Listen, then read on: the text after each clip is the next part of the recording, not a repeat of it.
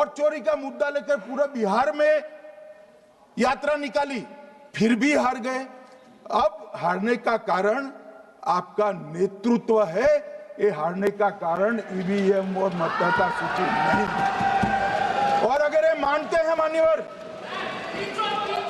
अगर ये मानते हैं कि इनको कोई पूछने वाला नहीं है, भगवान करे मैं गलत पड़ जाऊं, कांग्रेस के कार्यकर्ता इनका हिसाब मांगेंगे। एक दिन कांग्रेस के कार्यकर्ता इनका हिसाब मांगेंगे कि इतने चुनाव कैसे हार गए।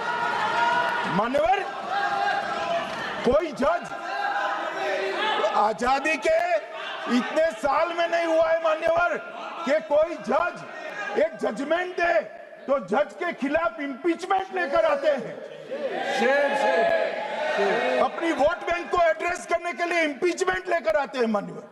और ये सारे ने तो साइन कर दिया, साथ ही साथ उद्धव जी ने भी साइन कर दिया। उद्धव जी, जजमेंट क्या है? एक पहाड़ी पर मान्यता है कि यहाँ सबसे ऊपर दिया जलाया जाए। मान्यवर, एक वोट बैंक को संभालने के लिए एक हाईकोर्ट के जज के सामने इंपीचमेंट लेकर आए हैं। देश की जनता उनको मदद नहीं करे।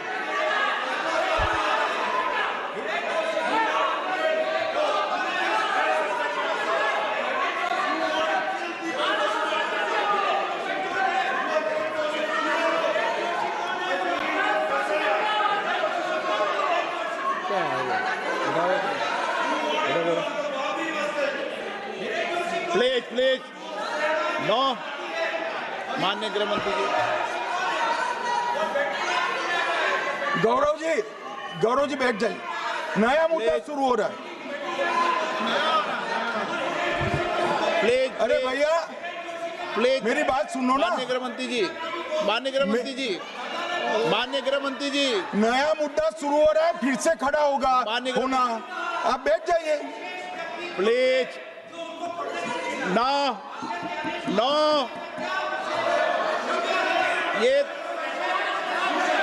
ये तरीका नो। मणिकम जी प्लीज बैठिए। नो, ये तरीका ठीक नहीं है। प्लीज बैठे बैठे।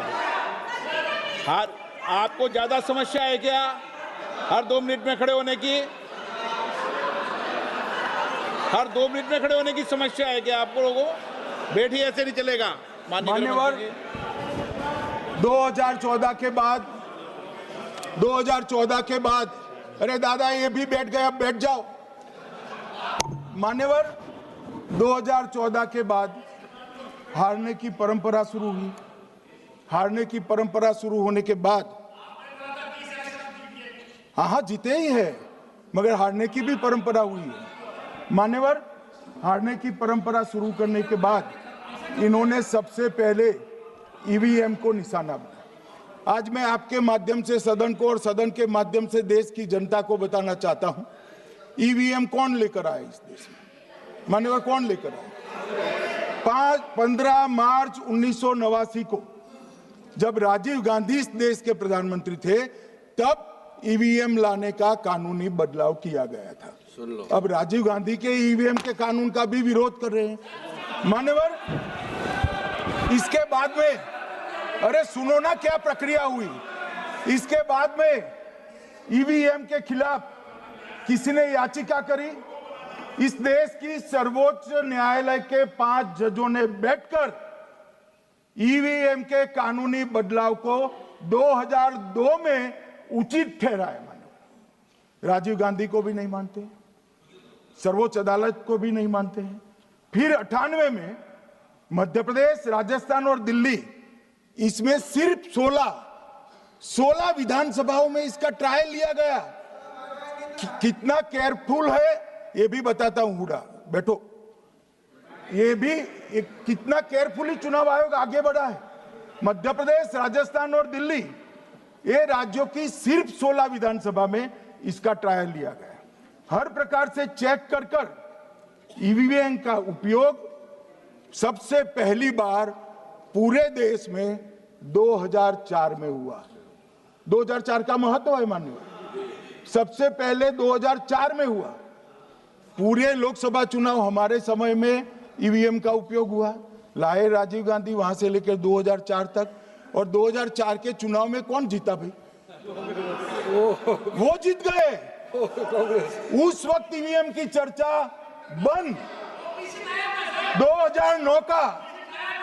2009 का चुनाव हुआ, पूरा ईवीएम से हुआ, ये जीत गए, चुप्पी साध ली। 2014 में सब हम जीते तो कौ कौ कौ कौ कौ कौ कौ कौ कौ कौ चालू कर दी। वो सरकार में थे। मान्यवर, ये क्या है? जब कानून आप लाए, मशीन आपने इंट्रोड्यूस किया, चुनाव आप पहला जीते मशीन से, दूसरा चुनाव जीते, मौत से 10 साल राज किया और हार गए तो फिर रोते हैं। मान्यवर, देश की जनता मानती है इसको। और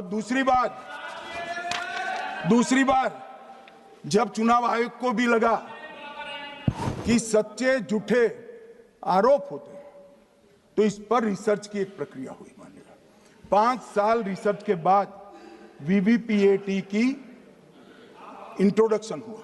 ये वीवीपीएटी क्या है? मैं जब वोट दबाता हूं तो समझ गए दादा, धन्यवाद। मान्यवर, मैं जब वोट दबाता हूं तो मैंने कमल के निशान पर वोट दबाया, तो पास में एक पर्ची निकलती है कि आपका वोट कमल के निशान पर रजिस्टर हो गया है। फिर भी आरोप हुए कि पर्ची और ये दो अलग होते हैं।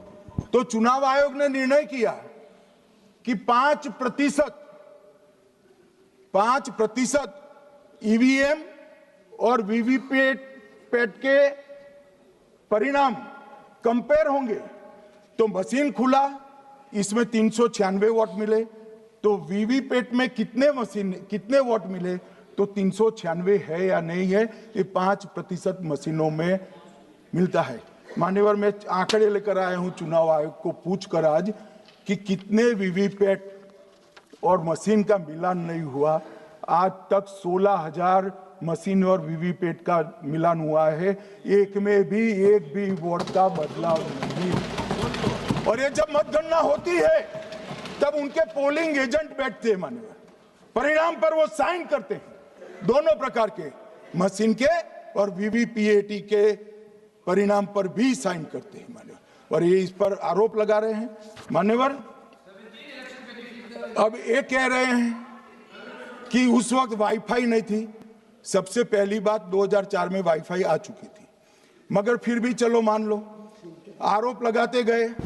ईसीआई ने 2009 में एक छेड़छाड़ के आरोप पर भाग लेने के लिए 10 राज्यों में 100 ईवीएम लगाई गई। सब लोगों ने प्रयास किया, 2009 में कोई छेड़छाड़ नहीं कर पाया। फिर भी आरोप लगाए तो 2017 में इलेक्शन कमीशन ने जून 2017 में 3 दिन तक ईवीएम इलेक्शन कमीशन की ऑफिस में रखे कि कोई भी पार्टी आकर, कोई भी टेक्नोक्रेट आकर, कोई भी साइंटिस्ट आकर ईवीएम को हैक कर बता दे। ये तो गए ही नहीं, ये नहीं गए। मान्यवर, ये सिर्फ प्रेस में आरोप करते, ना अदालत में जाते हैं, ना चुनाव आयोग के पर जाते। मान्यवर, मगर एक्सपर्ट भी नहीं गए। आप कोई एक्सपर्ट भेज देते भैया, एक्सपर्ट भी नहीं भेजा। और मान्यवर, 2017 में फिर चुनाव आयोग इस निर्णय पर पहुंचा कि आने वाले सब चुनाव ईवीएम से होते हैं। अब चुनाव आयोग ने तो निर्णय कर दिया, मगर मैं भी साहब थोड़ा ज्यादा सोचता हूं। तो मैंने सोचा, ये चुनाव आयोग कहता है कुछ नहीं हो रहा है, कुछ नहीं हो रहा है, तो ये लोग आरोप क्यों लगा रहे हैं?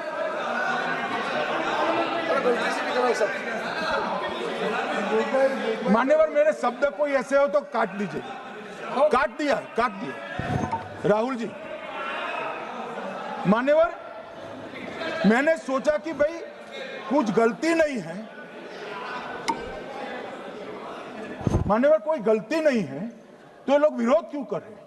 फिर मुझे याद आया कि मान्यवर, जब इनके जमाने में चुनाव होते थे, बिहार और यूपी में सरकारें बनाती होती थी, पूरे के पूरे वोट के बक्से हाईजैक कर लिए गए। ईवीएम आने से ये बंद हो गया। ईवीएम आने से बंद हो गया और मान्यवर चुनाव की चोरी बंद हुई है, इसलिए पेट में दर्द हो रहा है। ईवीएम का दोष नहीं है, चुनाव जीतने का तरीका जनादेश नहीं था, करप्ट प्रैक्टिसेस थी, इसके कारण चुनाव जीतते थे। अब आज ये पूरे एक्सपोज हो चुके हैं। जब जनादेश पर चुनाव होता है तो आप जीत सकते हो, जीतो, स्वागत है उसका, मगर जब हारते हो तो अन्य कारण बताना, जैसे पहले मैंने कहा, ऐसा बताना ये ठीक नहीं है।